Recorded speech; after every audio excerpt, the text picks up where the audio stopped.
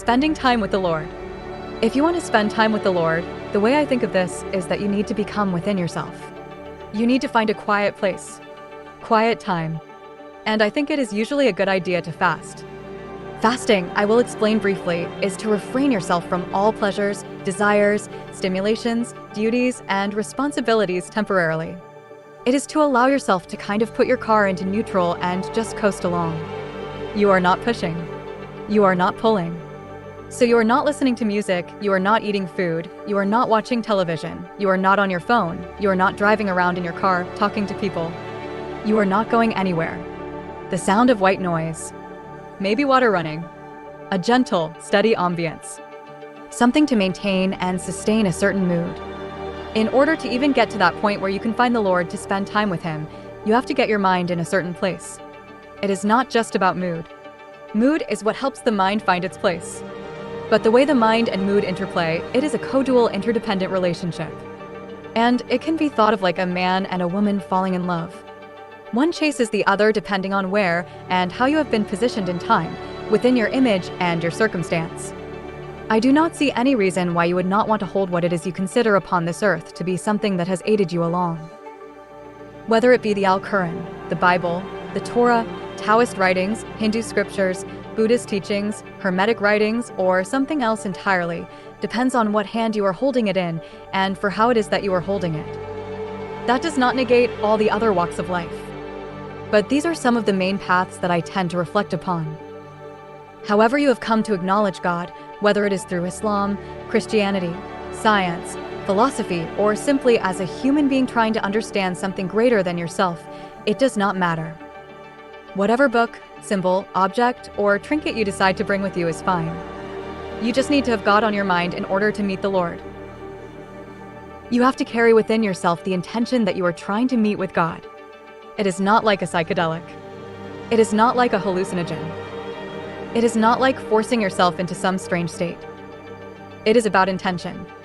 It is about what you are seeking. Because you need to have God on your mind in order to meet the Lord.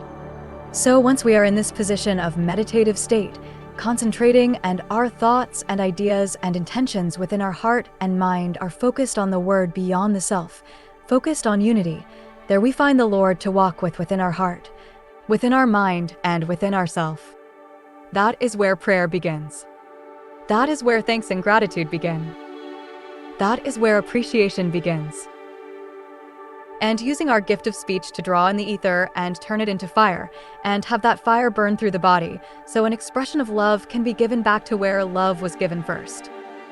We can say that, as it has been said, we love God because God loved us first. So this idea of God brings the Lord present within the mind. And it burns like a fire throughout the whole body. What you come to realize after analyzing all of this is that the Lord is in essence mind itself. And it cannot define anything truly from the standpoint of the absolute. We start to see that within imagination, using our mind is the only place that we can stand with the Lord. It is the only place that we have ever been able to stand with the Lord. When we use words like God and Lord, or certain names for deities, angels, or people, when you hear certain dates, times, distances, or amounts, all of this is symbolism. It is placed upon the body. It is understood intuitively in the right timing for each individual. It is very personal. Meaning we all have the same thing developing and manifesting, but nobody can fully tell anybody about it. It is occult. It is secret. It is sitting in plain sight. Something that I have come to understand is the language of the universe is not just, as they say, mathematics. It is an intuitive emotional relationship conspiring with what we have come to call the self. If you pay very close attention to yourself, you are going to notice that you are divided into something like 3 layers. There is you as you stand here thinking, speaking, deciding, and acting.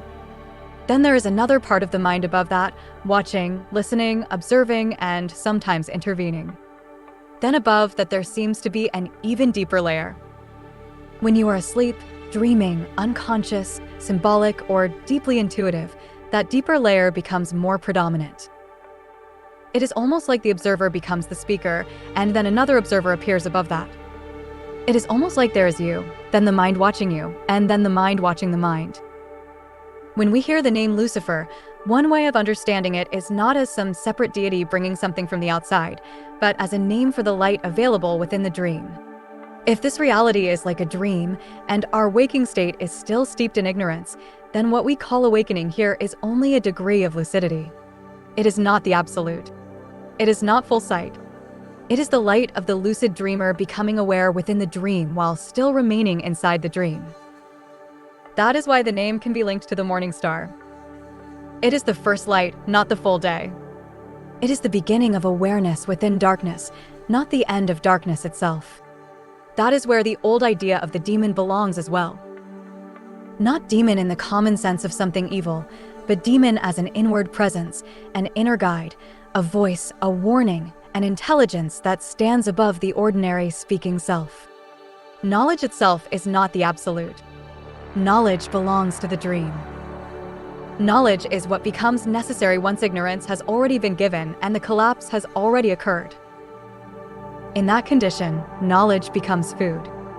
It becomes what we consume because direct sight is no longer ours in full.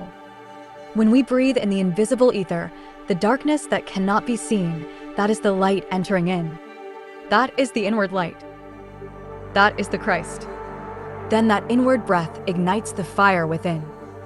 It is like fanning a flame. Like the pineal gland is a flame, and when you breathe in, that flame grows stronger. Then the thoughts become alive. The ideas become alive. Awareness becomes alive. The lucid state begins to awaken. Reality begins to move into image, action, and emotion. There is the consuming fire. And there is the sustaining fire. That is part of the balance. That is part of the inward tension. That is part of the yin and yang of the soul. When we enter into meditation and stand before the One, we are entering into a place of feeling. Feeling is the greater force. Emotion is the movement that happens within us in response to that force. Feeling is like the sun. Emotion is like the moon. That is why the eclipse becomes important. The eclipse is the union point. It is where the moon and the sun become one image. And what appears there is the darkness that is light. Not darkness as absence, but darkness as hidden light. Not darkness lacking light, but darkness carrying light within itself. The sun in the sky is part of the dream. It illuminates the dream. It allows the dream to appear solid and real. It allows us to become confused and believe that what we are looking at is the real thing. But in reality, the true light is within. Christ is the light that is taken in. The darkness that is light. The ether. The breath. The thing taken in that then fans the inward flame. That flame becomes a fire that fills the whole body. Letters are not just random marks that humanity invented. They are symbols. They have shape. They have direction. They have a kind of geometry to them. Everything is upside down, backwards, and inside out. So when you look at the letter C, it is like a crescent. It is an opening. It is incomplete. It is reaching towards something. Then if you take another C and reverse it against the first one, now you have the O. Inside the O is darkness. And inside the darkness is the point of light. That becomes like the eye. The cornea. The hidden point within the darkness. The inward light within the circle. So when we look at words like Christ, Christianity, consciousness, cross, crescent, circle, and cornea, it is not just that they happen to begin with the same letter. It is that there seems to be a symbolic shape there. The C itself is already showing something. An opening. A curve. A reaching. Something not yet complete. Something moving toward unity. Then the O becomes the enclosure. The completion. The eye. The womb. The circle. The darkness that contains the light. That is why words can begin to feel connected even when they are talking about different things. Because letters are not only sounds. They are symbols. They are point-line geometry. They are shapes that can be mirrored, reversed, turned inside out, and placed against one another to create new meanings. That is also why letters and numbers are not really separate. They are both symbolic forms.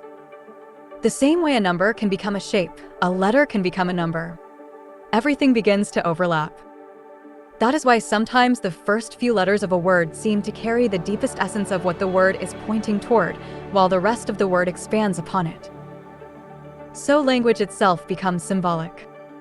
Not just the meaning of the word, but the shape of the word. Not just what it says, but how it looks.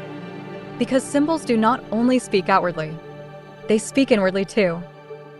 The earth, the sun, the moon, the stars, the atmosphere, the body, the blood, the bone, all of it is one structure appearing in different forms. Not separate things. The earth is the sun. The sun is the moon. The moon is the sun. But not in a flat, interchangeable way. It is asymmetrical, paradoxical, and simultaneous. The moon appears to go through different phases, and we think that the sun does not. But the sun has phases too. Not outwardly in the same way, but inwardly. Spiritually. Emotionally. The sun is feeling. The moon is emotion. Feeling is the greater force. Emotion is the movement that comes from it. You feel something. Then you think about it. Then emotion moves within you. Then that emotion becomes another feeling. And then the cycle repeats. Like day becoming night. And night becoming day. Like the moon going through phases. The sun and the moon are one. Feeling and emotion are one. But they're also different expressions of the same thing. Amen. Let it be so.